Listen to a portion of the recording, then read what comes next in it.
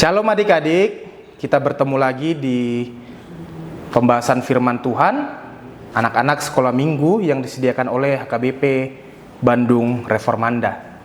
Sebelum kita mempelajari, mendengarkan, dan juga memahami firman Tuhan, mari kita terlebih dahulu berdoa. Kita bersatu di dalam doa.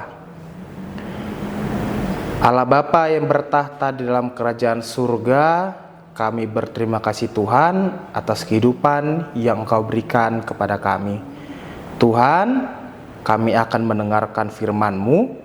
Kiranya Engkau yang memberkati dan membimbing kami, agar kami dapat mendengarkan, dapat memahami, dan juga dapat melakukan firman-Mu dalam kehidupan kami. Inilah doa dan permohonan kami.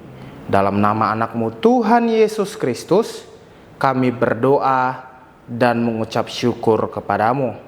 Amin. Iya adik-adik sekolah minggu, bertemu lagi dengan Abang Oscar. Kita akan membahas firman Tuhan yang akan dibawakan untuk hari Minggu tanggal 1 Maret 2026 dengan tema Aku berani melawan pencobaan.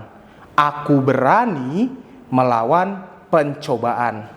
Ayat firman yang diberikan kepada kita pada hari ini diambil dari Injil Matius 4 ayat 1 sampai 11. Matius 4 ayat 1 sampai 11. Iya, adik-adik sekolah minggu yang menonton di rumah, di sekolah ataupun dimanapun berada, seperti yang kita telah baca adik-adik, firman Tuhan pada hari ini menceritakan kisah Yesus yang sedang menghadapi ujian, sedang menghadapi pencobaan.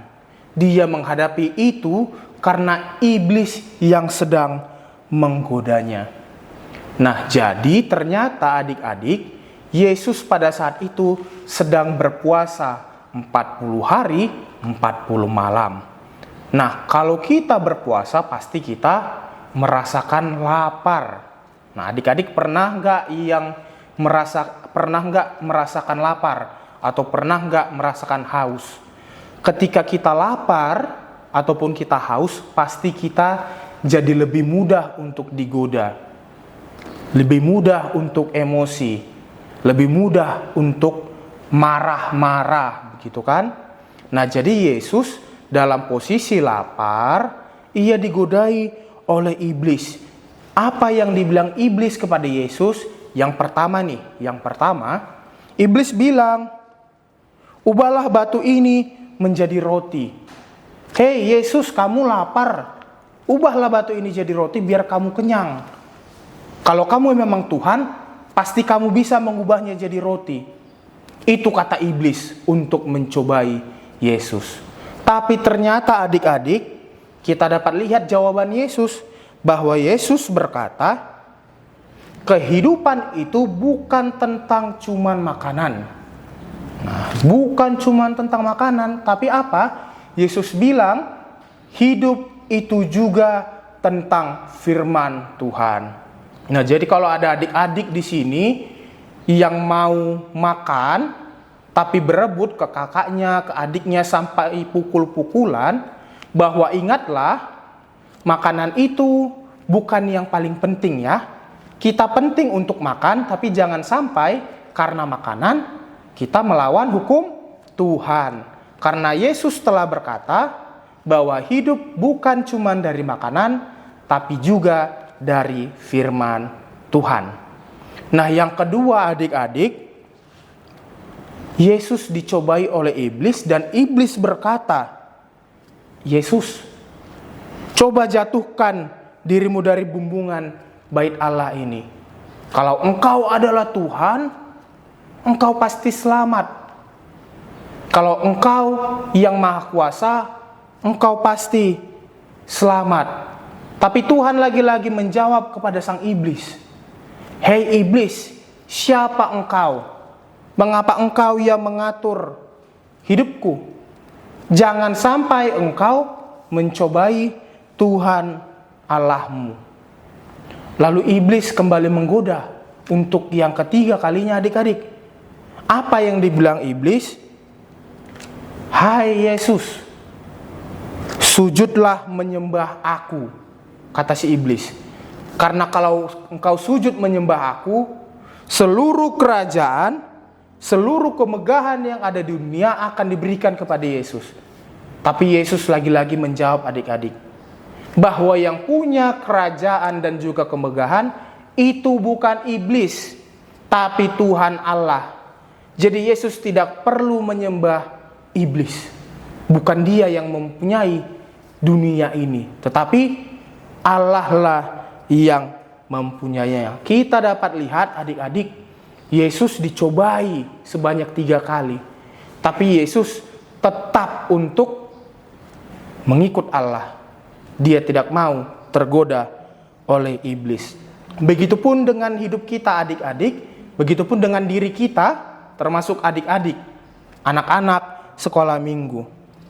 Kalau ada godaan, kalau ada kesulitan yang dihadapi, dengarlah kata Yesus.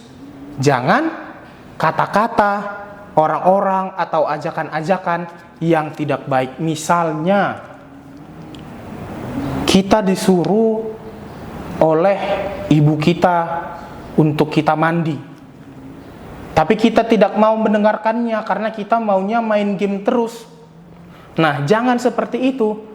Kalau ada godaan untuk kita bermain game, di saat kita mendapatkan perintah dari orang tua, maka kita tetap harus mendengarkan orang tua, bukan justru mendengarkan godaan untuk bermain game. Atau mungkin kita punya PR. Pada saat kita mau mengerjakan PR, ada godaan. Hei, gak usah dikerjain. Gak apa-apa, gak usah dikerjain, gak apa-apa dapat nilai jelek. Godaan seperti itu jangan didengarkan. Kita harus rajin termasuk untuk mengerjakan PR.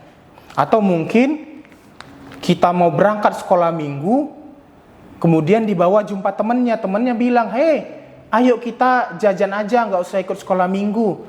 Nah, godaan seperti itu jangan sampai didengarkan. Lalu pesan yang kedua, adik-adik sekolah minggu, bahwa ternyata Tuhan selalu ada dengan kita. Tuhan menyertai saya, menyertai kamu, menyertai kita semua.